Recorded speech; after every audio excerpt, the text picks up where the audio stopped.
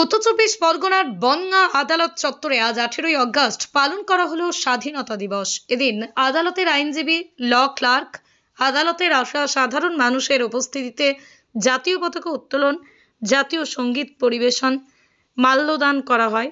কিন্তু কেন 18ই অগস্ট স্বাধীনতা দিবস হিসেবে পালিত হয়?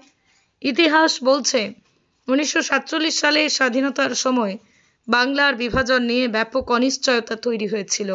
র্যাডক্লিফ কমিশনের তৈরি সীমান্ত রেখা আনুষ্ঠানিকভাবে প্রকাশিত হয় 17ই আগস্ট আর কার্যকর হয় 18ই আগস্ট থেকে।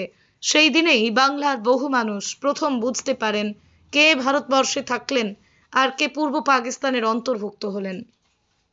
সীমান্তবর্তী বনগাঁ সহ উত্তর চব্বিশ পরগনার বিস্তীর্ণ এলাকায় সেই দিনটি স্বাধীনতার বাস্তব দিন হিসেবে চিহ্নিত হয়ে যায়। তাই এখানকার মানুষ আজও 18ই আগস্টকে স্বাধীনতা দিবস হিসেবে পালন করেন। আজকের এই উদযাপন সেই ইতিহাসকেই নতুন প্রজন্মের কাছে স্মরণ করিয়ে দিল।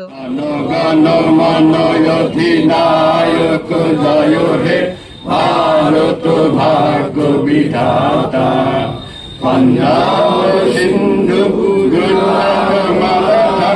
দ্রাবিড় উৎকল বঙ্গ বিন্দু হিমাচল যমুনা গঙ্গা উচ্ছল জলধি তরঙ্গ তব শুভ নামে জাগে তব শুভ আশিস মাগে গাহে তব জয় গাথা জন গণ মঙ্গল দায়ক জয় হে ভারত ভাগ্য বিধাতা জয় হে জয় হে জয় হে জয় জয় জয় জয় হে বন্দে মাতরম বন্দে মাতরম বন্দে মাতরম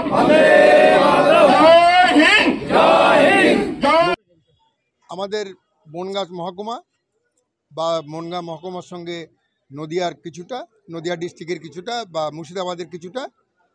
আমরা 15ই আগস্ট 1947 সালে আমরা স্বাধীনতা পাইনি। পরবর্তীকালে আমাদের 3 দিন পরে আমরা নিজেদের স্বাধীনতা অর্জন করতে পেরেছিলাম। তার স্মরণের জন্যে যেমন আমাদের এখানে সম্পাদক বলেই দিলেন যে এখানে ট্রেজারিতে পতাকা তোলা হয়েছিল, তেমনি অন্যান্য জায়গাতে এবং বিশেষ করে কয়েকজন মানুষের নাম বলতেই হবে।